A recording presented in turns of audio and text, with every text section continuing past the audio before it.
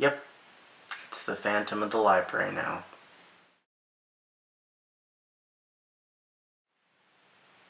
Hi, I'm E.D. Lewis and welcome back to my channel, and we're back with one of my actual planned reviews for the month. I guess it's not the only one, at least the third one anyway, so, and it's also another Phantom of the Opera review, and I'm not sure which episode it is. Is it episode 7? I can't remember. I, completely restarted this series last year in 2023, and I made a couple videos. So I'm thinking we're at episode 7. I'm not sure. But anyway, it's finally here. It's not just another Phantom review. It's also the review of the worst read. Well, my worst read, I mean, of 2023, and that is The Phantom of Manhattan by Frederick Forsyth, originally published in 1999. I originally thought this was a sequel, an actual sequel to the Gaston Leroux novel of the Phantom of the Opera from 1910, but it is not. It's actually more of a sequel to Andrew Lloyd Webber's 1980s, smash hit musical, The Phantom of the Opera. And is also somewhat of what Love Never Dies, the stage sequel to Andrew Lloyd Webber's Phantom of the Opera, is partially based on, and we'll get into that in a bit. Recently, I actually reread this, the first time reading this edition, because what I'd read before was the public domain version. This one is the Little Bear, which I got last year, and I was looking for an opportunity to read it, and I got the opportunity with the Haunted Victorian Book Club, created and headed by Elizabeth Sagewood.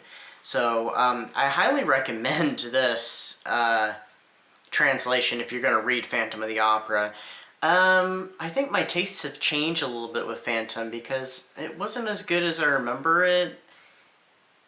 And I would kind of probably lower it to about 3.5 stars from 4. It's still an intriguing story, and the character of the Phantom, Eric, is interesting and definitely very villainous. But yeah, anyway, so this is not a review of this, but a review of The Phantom of Manhattan. So what is The Phantom of Manhattan about? Okay, so how do I describe this plot?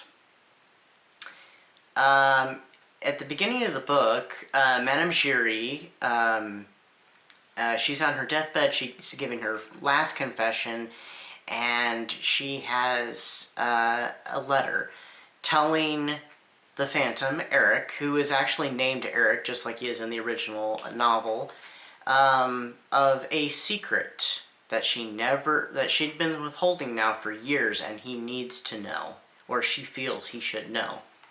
So this letter is sent to America, to Manhattan, to find its way to, into Eric's hands. And Eric has, he's come to America. He's worked at he's worked on Coney Island. He's designed roller coasters. He's worked as a clown. He's, made a lot of money and stuff, and he is now going under the name of Eric Molheim, which Molheim I can't remember for sure. It might actually be his birth name. And, like, his birthplace is different than what is talked about in this book.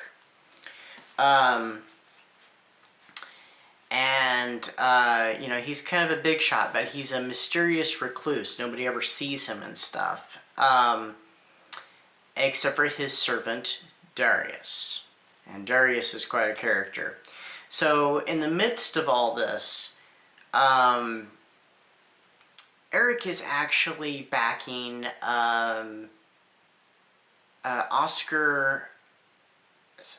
Hammerstein, sorry.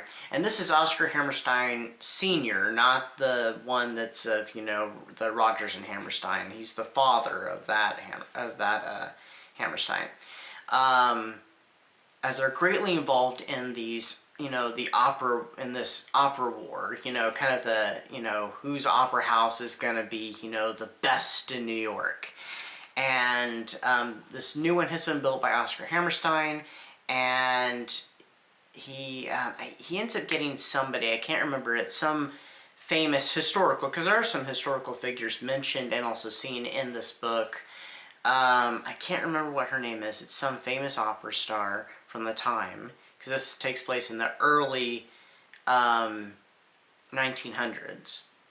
It's about 12 years or so after the events of the stage musical. Eric ends up sending Oscar Hammerstein to go and woo Christine Daae, or Christine de Chagny, since she's been married to Raoul all these years, to bring her over to also sing in this brand new opera that he writes. And let's just say the secret has to do with Christine and his history.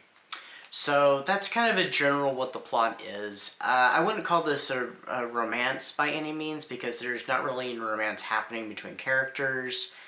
I would call it light horror, but definitely a gothic story nonetheless. So the problems with this, and I feel like this is going to turn into just a little bit of a rant. I'm going to try to steer away from ranting, but there's several problems with this book. This book it's rather slow, and almost nothing happens during it. Sure, all that stuff I just told you, but that takes up most of the novel. Eric's history is told by him, because he is one of the narrators. There are several narrators, and most of them are characters you see one time, and that's it. There are a few that you see throughout. I'm glad we did get the Phantom's voice, though. So he tells of, his escape from Paris and his journey to America and how he makes his fortune, which I thought was rather interesting. And how he meets his servant Darius. And Darius is, he's really creepy and stuff. And he also serves, the god of money, Mammon. And that is part of one of the really weird things in this book, because there's some weird stuff that happens in this book, and I wish that they had leaned into it, that, Frederick Forsyth had went more with this. He does not, though, unfortunately. There is a character who speaks to God. There's also Darius, who talks to Mammon. And it is inferred, anyway, because Mammon makes a I think it's in that part, anyway. There's a reference made, anyhow, that seems to infer that Mammon is the devil, and that he, because it talks it makes a very slight reference to the temptation in the desert from the Gospels, the temptation of Christ. And so I'm like, huh. So I don't know if the devil is using the name Mammon, or what's going on with that. But those little weird moments, those only happen a couple of times. You would think there'd be something much more to this plot with the whole, but there's not. Yeah, and then, like I said, there's a bunch of characters that we meet one time. They tell part of the story, and that's just them, seeing it from the outside. There is one character that is, keeps popping up throughout, and that's Charlie Bloom. He's a New York City reporter. I'm just going to call him Charlie. It's weird for me to say Charlie. And he's this character. He's kind of, he's very energetic. But he's a tad annoying. I wanted to like his character, I did, and there were some things that he said that were kind of amusing, but all in all, I thought it was really annoying him telling so much of the story. I really wish it had been told more or less from Eric, Christine, and even Darius's point of view. I mean, we could have had, we get to hear Meg Giry, who is Christine's maid, and there's a priest that travels with Christine and Meg and Christine's son, Pierre, and we get to hear a little bit from his point of view, and him, him kind of help further him moving the story along, sorry. But yeah, I really wish it was confined to at least a few characters. And the character Raoul. Okay, so Raoul, you know, big part of the story. He is told in a little bit of a flashback. We get one with him, and so we get some interesting additional information about his character, which pertains to the secret that Madame Curie is, you know, sending off to Eric. But we see very little of Raoul. He kind of arrives, like, we're going to use the word screen here, off screen, and then he's like there at the end, mostly. And he doesn't have much of a part in it. He's kind of very saintly in this book. It's weird. He's like the nice guy. And I'm not a big fan of that character. I really don't care for him in almost any adaptation. And even in the original novel. Maybe he's in the 1943 Universal remake. He is split into two characters, and it's kind of amusing there. I don't mind him so much there or them in that case, but in any other version, I'm not a fan of Raoul. So well, that wasn't too ranty, was it? I hope it wasn't. Ooh, so I wanted to mention this, and I thought this was very interesting. This book was written in 1999. Or at least came out in 1999.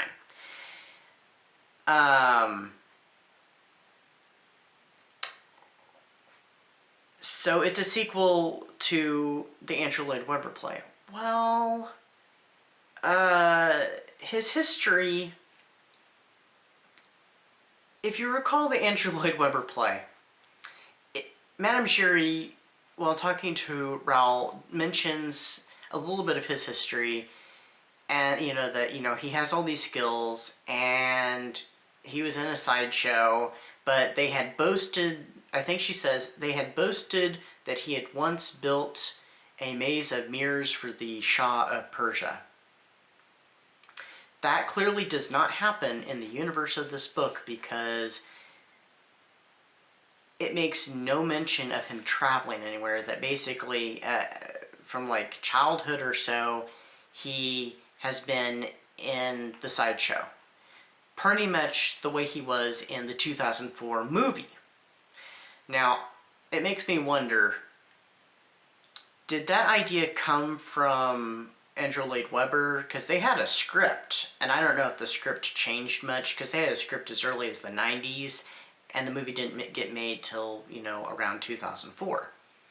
Was that something that carried on? Had Forsyth had some knowledge of that or something? Or did that somehow get inspired from this book? I have no idea. But I just thought that was kind of an interesting little change to Eric's history. Anyway, so The Love Never Dies. Okay, so this was commissioned by Andrew Lloyd Webber, and Andrew Lloyd Webber apparently was not very satisfied with it, but he did kind of adapted into what became Love Never Dies. Which, going back on that musical a little bit, I kind of don't care for it so much anymore either. I think I liked it when I was younger and when I first seen it, mostly because of the spectacle. I think that's what I really liked about it, because some of the songs are kind of eh, and there's some other things that are kind of eh. But it is a pretty spectacular, you know, it's kind of a spectacle within itself. So, I mean, especially all the circus-y scenes and the circus kind of performances, the sideshow and everything on Coney Island are kind of cool. So I think that's what I really liked about it. And also I like the idea of, oh, there's a sequel to the Andrew Lloyd Webber play, which I am a fan of the play. I'm not a fan of the 2004 movie. So what did I rate this book? Okay, on Goodreads, for some reason, on my review, I have it as 2.5 stars, but I have it rated as 2. I don't know if I was just feeling kind of bad for hating the book so much, because this book, it could have gone somewhere, but it really goes nowhere. There's like, even the most exciting part of the book, in my opinion, is the Phantom telling, you know, what happened to him, you know, how he got to where he is in the book, and the ending part. Not the afterwards, but, you know, like the big climactic ending part, which is not overly exciting within itself the way it's written. But I digress. I wish that they had leaned into the weird, because that would have made it very interesting. I mean, there's some supernatural aspects in this. Yeah, they should just went full blown and had some sort of like major showdown with, between the forces. I don't know, but I rate this book 2 stars. It was terrible. I can't say I recommend it. I'll never, tell anybody, oh, don't read that book. If you want to read it, go right ahead. I never detract anybody from reading. But I would recommend the original novel, especially the Lowell Bear translation, over the public domain one, more so than I would recommend Phantom of Manhattan. Yeah, so anyway, that is my review. I don't know when I'll do another Phantom one. I have plans to do future ones. I have the Susan K book. I have another prequel book that tells Eric's story. I have a retelling. I have several sequels that have been written. So I got Phantom material. I got movies too. There's at least one movie I'd like to cover.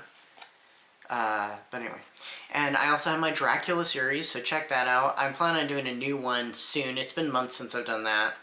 And I have my Frankenstein series, which I was going to do something last year for. It didn't happen though, so maybe this year, who knows. Anyway, so that's my review. Hope everybody had a great February, and I'll see you all soonish.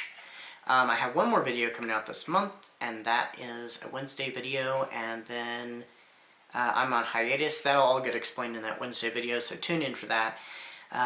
So yeah, anyway, stay safe, stay spooky, and until next time, bye-bye.